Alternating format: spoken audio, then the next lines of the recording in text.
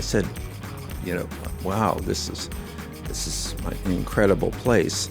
At which point he took his knuckle, he rapped on the wall, and he said, "Fake! It's all fake." I'm Joanna Coles of The Daily Beast. This is the Daily Beast podcast. In a moment, we're going to get into it very deeply with Michael Wolff, talking about what else but Jeffrey Epstein and Donald Trump. But before we do, I'm just reminding you, subscribe, please, to our YouTube channel and subscribe to thedailybeast.com for up-to-the-moment information on what's going on. We're independent media and we appreciate your support. Now, no time to waste. Let's get into it. Michael Wolff, it's so good to have you in the studio. It's so much easier to talk to you in the studio. Thank you for coming in. Well, it's not easier for me since I have to come in, but you do have to come in from your lovely house in Amsterdam. But the proximity is uplifting.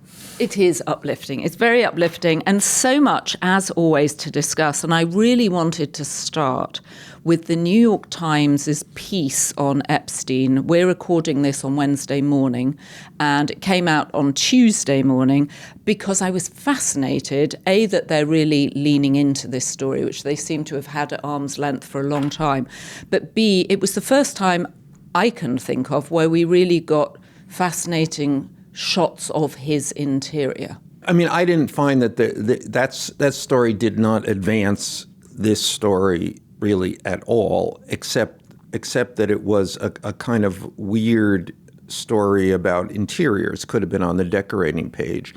In another world, this would be in the style section. Right. Oh, a rich man's house. Yeah, Jeffrey Epstein invites us into his lovely home. Right, and there was the suggestion that there was something macabre about this.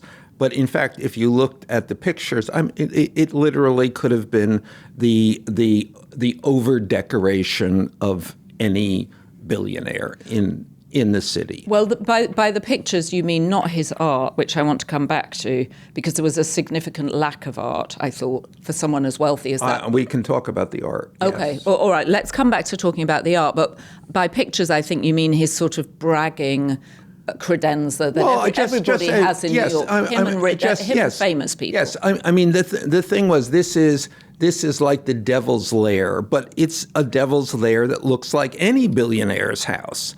All billionaires' house cast a certain way could be a devil's lair. And there are always photos of them with important people. Always. Right. So we saw pictures of him and Bill Clinton. There was a picture of Larry Summers, the former president of Harvard, and obviously Treasury Secretary.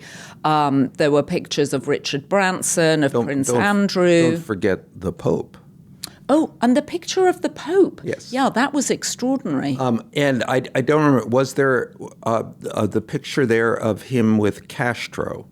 Because that was, I don't know if they got that shot, but that was always there. He was very pleased with Well, they referred to it, and I was squinting to see it in the actual photo, but they definitely referred to it. So we've got the Pope, we've got Castro, we've got Richard Branson, Bill Clinton, Larry Summers. MBS. Oh, that's who it was. Yes. Okay, because there was a group of sheikhs I couldn't identify. No. Very, very significant, the MBS thing, because their connection, at least for a period, was quite close, and I think that generated a lot of money for Epstein. Right. Once again, the mystery of where did he get his money from. And there was a picture of Woody Allen, who I know you've seen many times at Jeffrey Epstein's house. Yes. So what did we think of his decor? The taxidermied... Actually, I didn't see him many times. I only actually saw Woody there once, but... Okay. Yes. What did we think of the taxidermied tiger? Well, I've also been in the Paris apartment on Avenue Foch, which is, a similarly decorated space. And the tiger is interesting, but more interesting in the Paris apartment, in the living room. And the living room was so big you didn't immediately notice this. But on second glance, there is a baby stuffed elephant. A real Right. Baby elephant stuffed, which then Epstein would always say with that glint in his eye, the elephant in the room. Slightly speechless, because the first time I looked at the tiger, I thought, oh, it's like one of those enormous toy tigers, and I was sort of connecting it to the girls that were hanging out there, but in fact it was a real tiger, and it was a real elephant. Yeah, and they come from, there is a store in Paris that sells this kind of stuff. Of course the French sell this stuff, of course they do. Yes. But and he always, I mean, that was, Epstein's decor was not decor it was really, let's take a whole house and just fill it with what we used to call in New Jersey, conversation pieces. Conversation pieces, right. Conversation starters, yes. So there was no, I mean, the aesthetic was there, if you will, was always kind of at best, I'm not even sure it was vulgar. It was more cockamamie. Right. Well, I was going to say it didn't appear to have any coherence to it. And I was very struck by his bedroom with sort of, for those of you who haven't pored over the photos like I did, huge florals. I mean, sort of vast bedroom, especially vast for New York, and grey bedhead, blue and white carpet. You can really tell I've studied this stuff, sort of geometric carpet with like big squares, almost like a big graph paper. And then enormous florals on the wall, and it was all in blue and white. And then a camera, which they'd circled at the top of right at the top of the wall on the cornicing, or on the border around the top of the wall. But the thing that I was really struck by, and I wanted to ask you about his art collection, was this piece of art, which was a model of a woman, a bit like a shop dummy, dressed in a wedding dress with a noose around her neck, hanging from the ceiling. It seemed to be hanging in the hall. It was like a Maurice Catalan. Yes, it takes on some significance, of course. Obviously. But he got these things. He had no interest in art. I mean, and he always made a point of this. Right, apart from Maria Farmer's art. And he would ridicule his friends who did have an interest in art. Like Leon Black, who has one of the Screams, which he paid Leon has one of the great contemporary art collections. Right, the Scream. There was a moment in which he passed some kids' exhibition on the street, kids' art. Right. And he stopped. I don't know what caught his eye, but something caught his eye.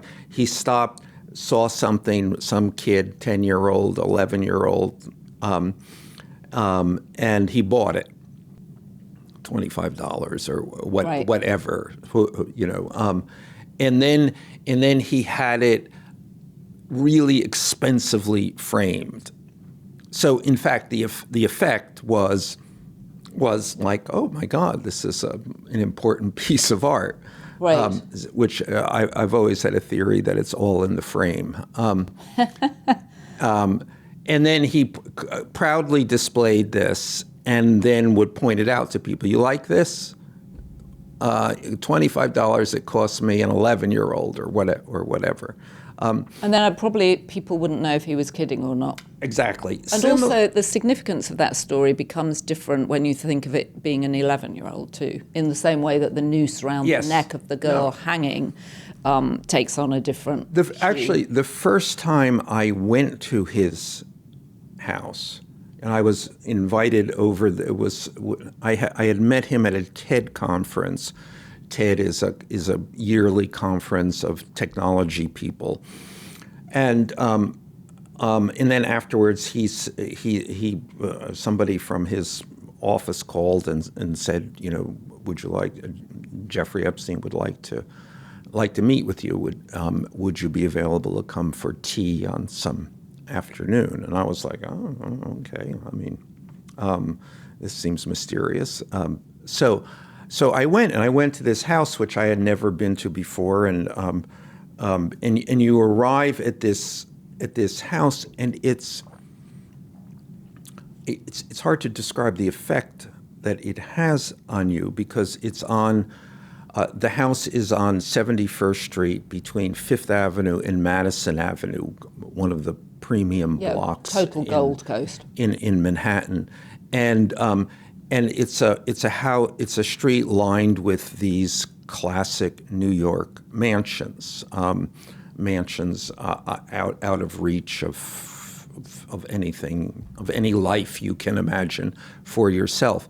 Except his house is not one of those. His house is 5, 6, 7, 8 times even larger than these incredibly large houses. Well, it looks a bit like, I've only walked past it out of curiosity, and it looks like it could be a private museum. Yes, exactly. I mean, in the years since that, I take people and walk people by, everyone's first response is a guffaw.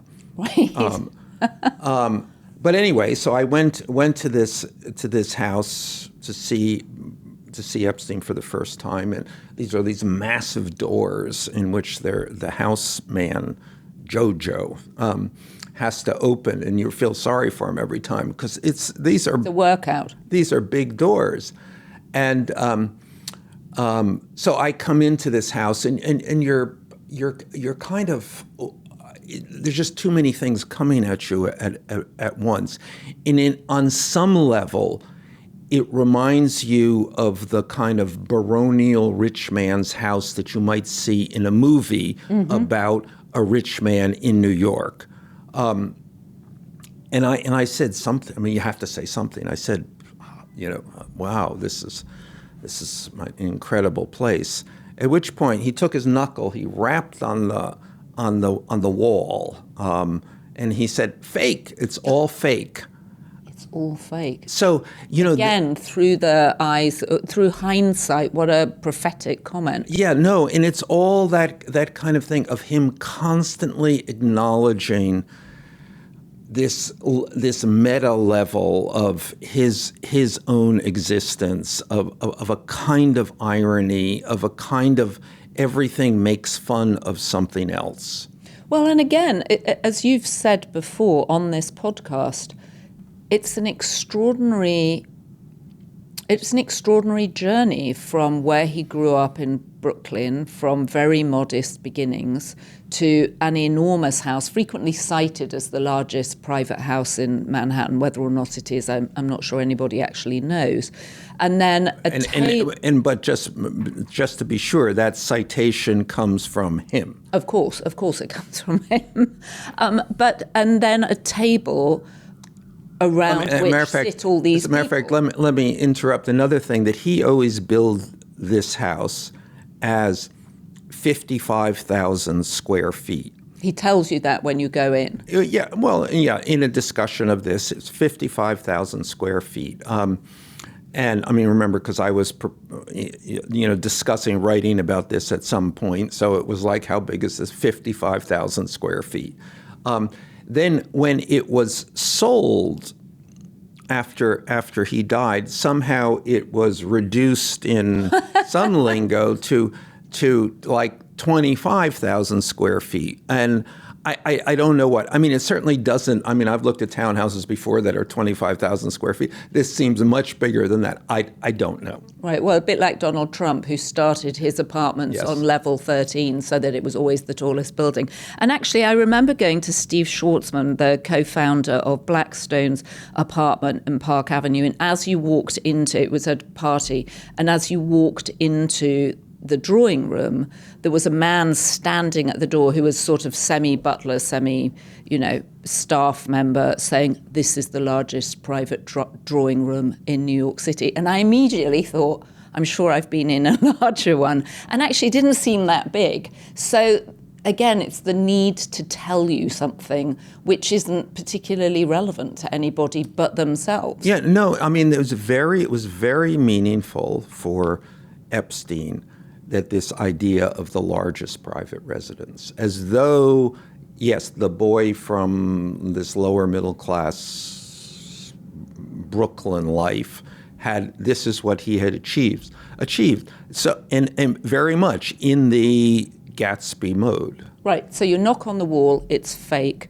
And that sense of he didn't have a college degree, he'd hustled his way through Wall Street, and there was an incredible opacity, as we know, about how he made his money. And then there was this kind of, as you said, the devil's lair, this whole network of prostitutes underpinning his social life. So there was something hugely suspicious about Epstein, about every aspect of his life. And I've lived in New York for a long time. There are many people who are suspicious in New York. The difference with Epstein is that he was a show-off about this. So, he did exactly the kinds of things that were going to call attention to issues which ultimately, in effect, brought him down. So, was this a self-destructive impulse? Look at me, and if you look at me, you're going to see. Right, you're going to see me. Yes. Right. Or again, was this some kind of making fun of something? Making fun of people's expectations, making fun of what the establishment expected, or this kind of insult to the establishment. Well, and not a dissimilar characteristic from his great friend Donald Trump. Same instincts. Look at me, in all of it. Yes. But I actually had the feelings at times that he was, in fact, one of the things that he was making fun of is someone like, and quite particularly, Donald Trump. Okay, so he's doing it with a sense of irony. Donald Trump is just desperate for attention. Yes. All right, so you say he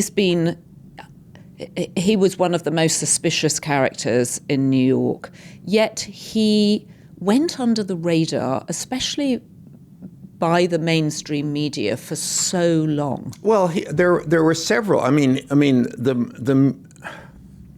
If you track this, he first comes to the media attention in 2001-ish because of his relationship with Bill Clinton, because he's ferrying Bill Clinton around every which way because he's got a plane on his airplane. So that's when he starts showing up on page 6. That's when this starts to roll for him. And in 2002, maybe, he's the subject of a Vanity Fair profile and a New York Magazine profile. Now that's interesting because when I met him, which is in about 2000 at this TED conference, and he invites me over for tea, and I was then the media columnist at New York Magazine. I remember, that's when we first met. Indeed. But so he has me over there, and one of the things that he wants to talk about is media. And I can't quite figure out what he wants from me. Does this involve how to get media or how to stay out of the media? In those might be two sides of a coin of a billionaire or would-be billionaire in New York. And I felt that it was the latter. I want to stay out of the media. Mm-hmm. So what do I do? And I gave him the advice I give everybody: just don't talk to anybody. I mean, it's a simple advice. Everybody can have it. You don't want to be in the media. When the media calls you up, don't take the call. Right. Okay, that's good advice. Except that he clearly didn't do that. He clearly took the call, and he clearly cultivated this. He wanted that recognition at the same time saying he didn't want it. Which a lot of people do. Yes. A lot of people do. And they're feeding stories about themselves under the radar, as it were.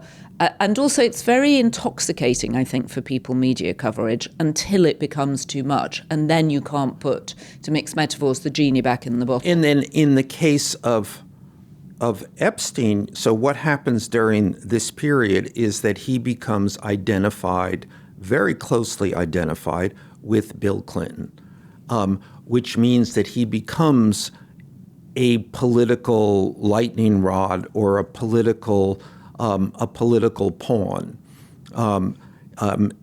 You could get to Bill Clinton through this guy who was clearly mysterious and clearly dubious in so many ways.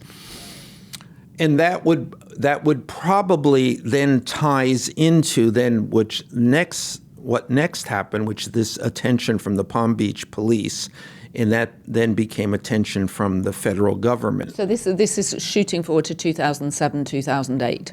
Right.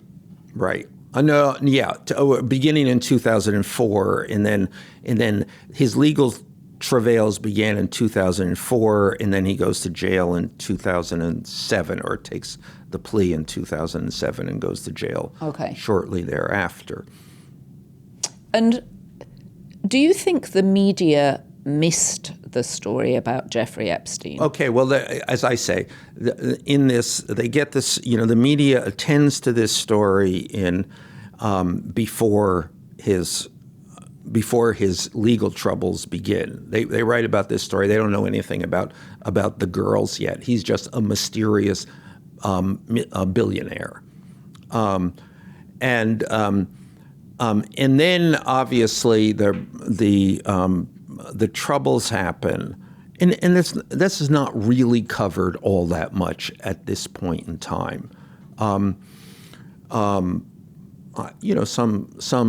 stories, and remember, his plea in 2007 is to, I can't. It's like one count of soliciting prostitution, underage prostitution, right? Yeah. So it's one count of underage.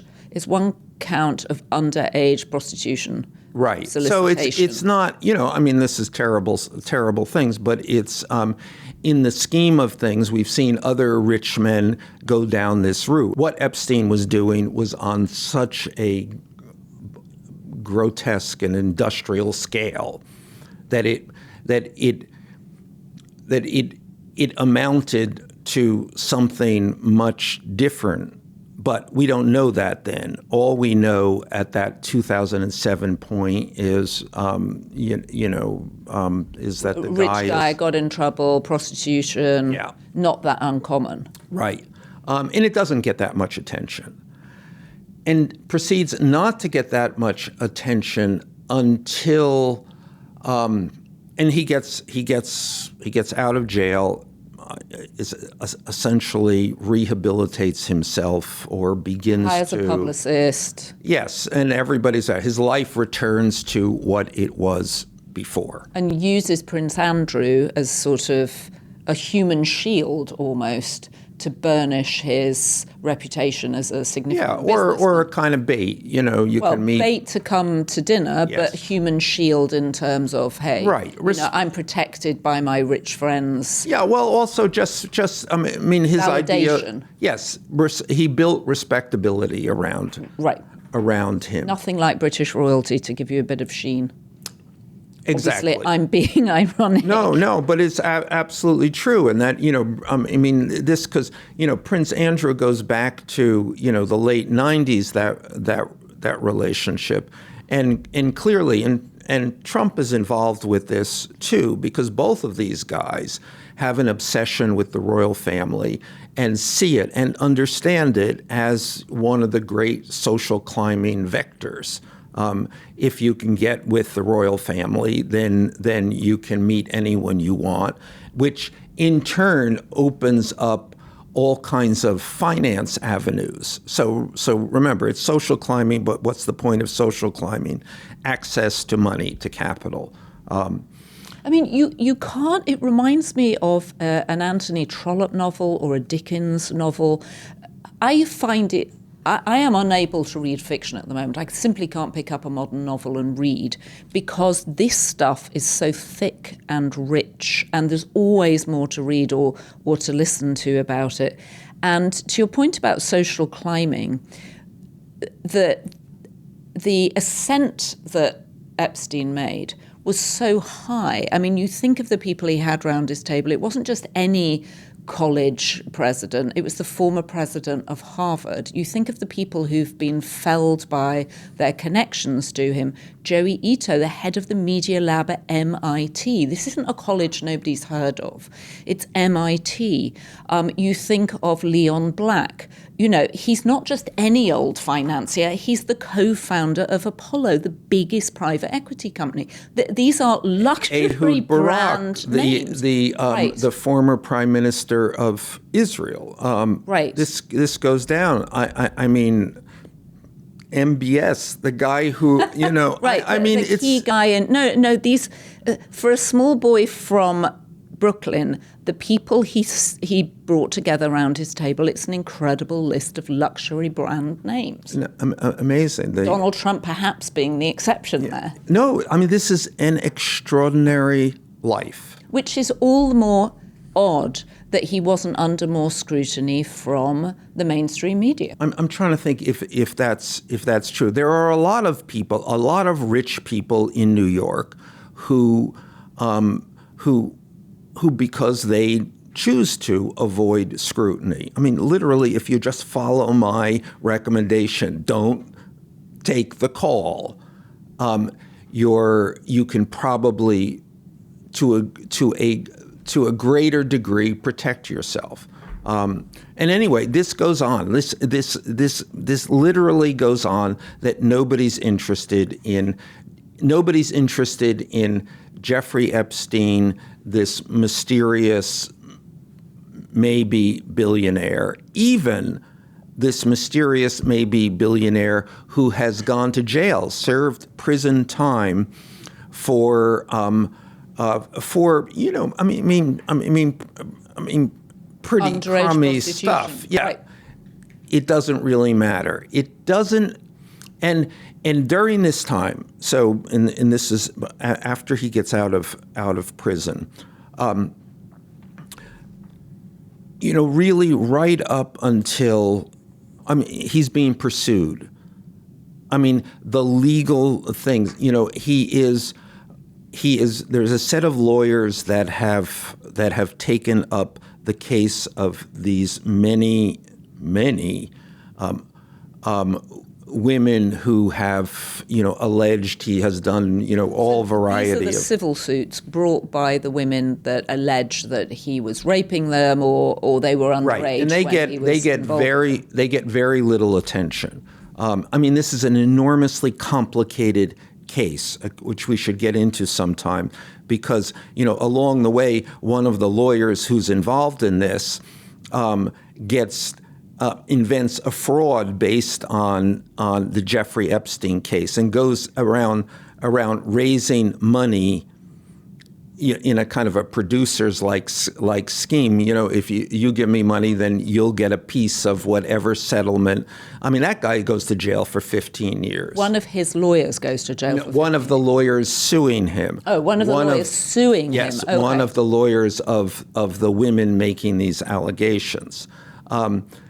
So you get all of these complications. I mean, as a matter of fact, here's an indication of how complex this was. That by the end, after there are all these emails, which the government has, but one of the problems in releasing these emails is that you have to go through them and sort out what's privileged.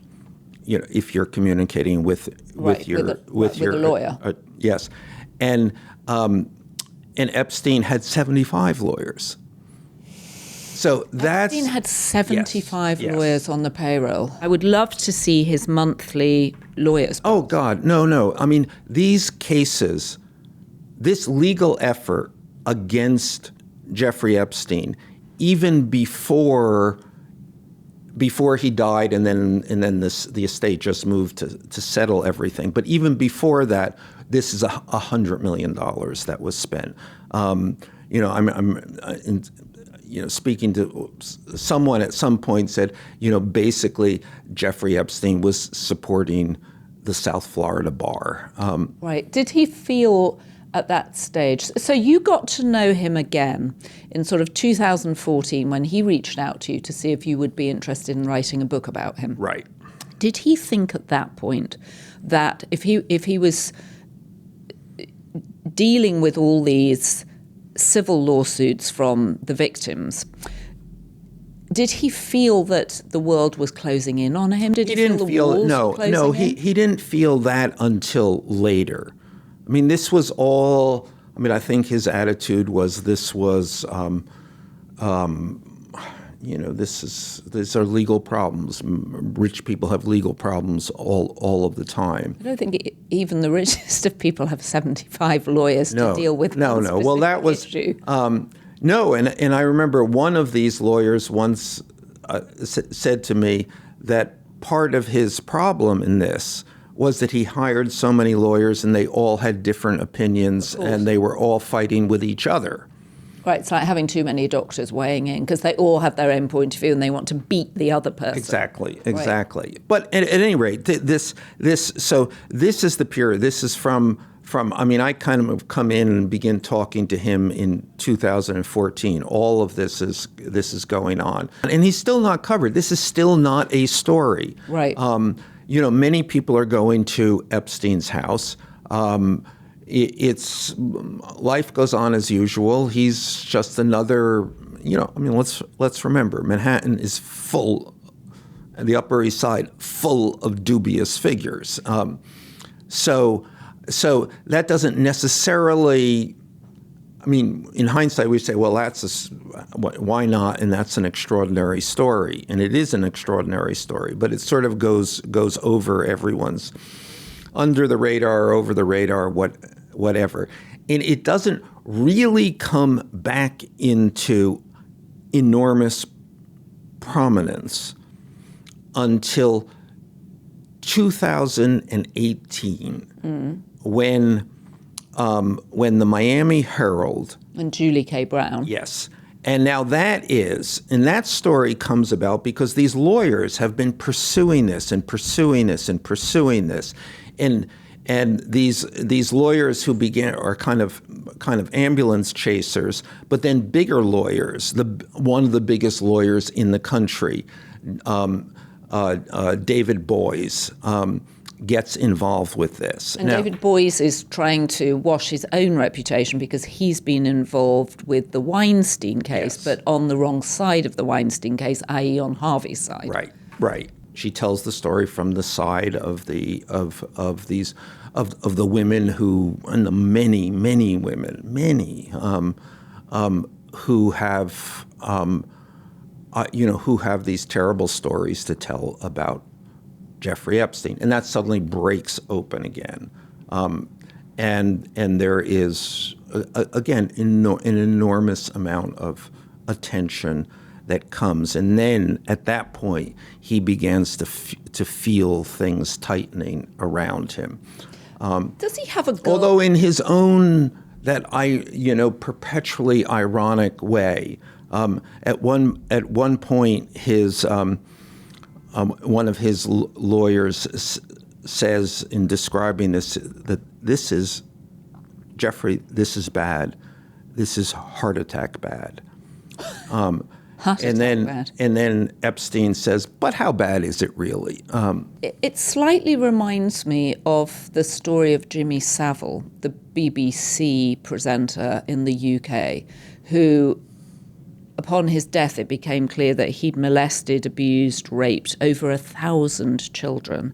And it was very clear that he was throwing out grappling hooks for reporters, investigators, had they chosen to hold on to them, to bring them into actually what was his story. And he would say, when people said to him, "Why aren't you married?" he would go, "Oh, I like the ladies too much, I like the little girls too much," or whatever. I mean, he would literally say to people in interviews these things, and people would kind of look aghast, but nobody followed up. And then the one or two times they did, the stuff never got on air. No, well, is that idea of things hiding in plain sight?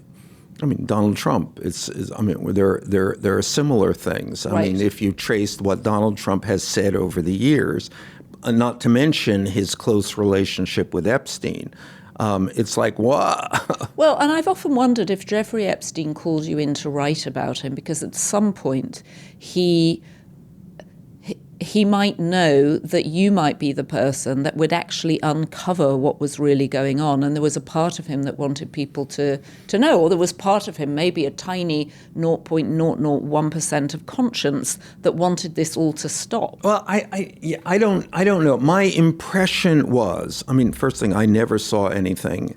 I never saw anything besides very influential and powerful men, the occasional woman, come to his house for these discussions, which involved, never involved. You said there were various women around, but none of them were underage. They all looked like they were sort of early there were 20s. those when there were a set of women always around his house, and they were assistants. I always thought they were functioning like. Do you mean like young? I'm going to help you out. Young women assistants. They're dressed in black. They're very pretty. They're like fashion assistants. I find them more as think of them as the gallery girls. Right. Okay. The girls in New York galleries, yes, who are always dressed in black, who look very pretty, and who are there to sort of assist and get you a catalogue.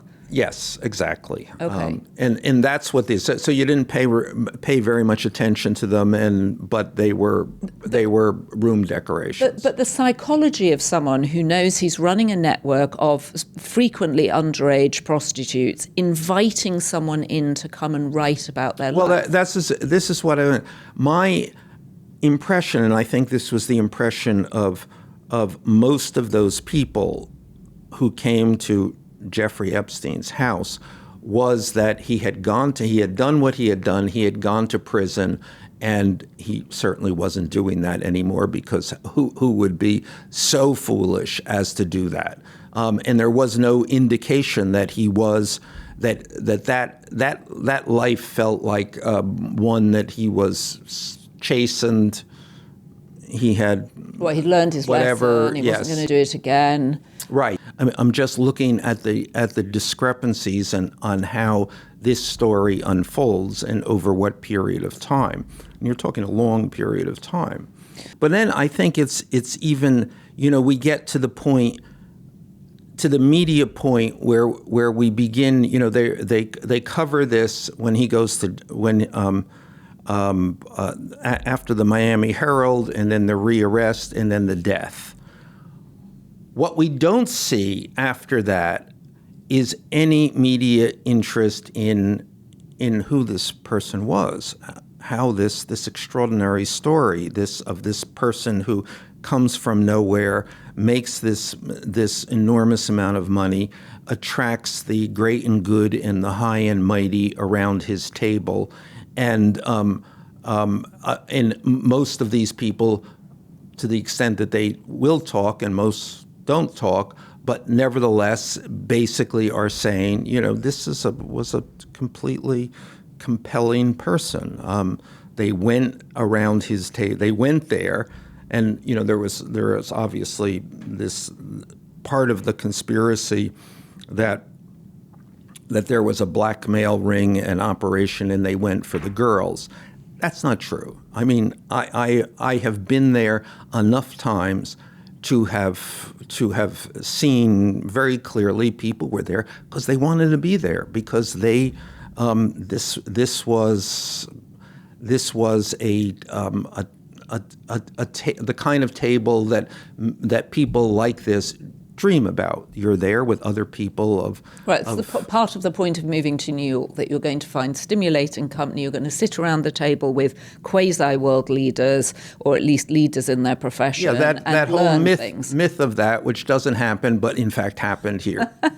The incredible interest online post-2019, when Jeffrey Epstein died, and the conspiracy around his death, which was at odds with how it was covered by the legacy media, and all the other things that it's throwing up this story, not least his relationship with Donald Trump, and why the White House is having such a difficult time tamping this story down. Great. Let's do it. Don't forget to subscribe to thedailybeast.com for updates on everything that's going on right now. Be Beast. And please join me in a large round of applause for our producers, Devon Rogerino, Anna von Ursen, and our editor, Jessie Millward.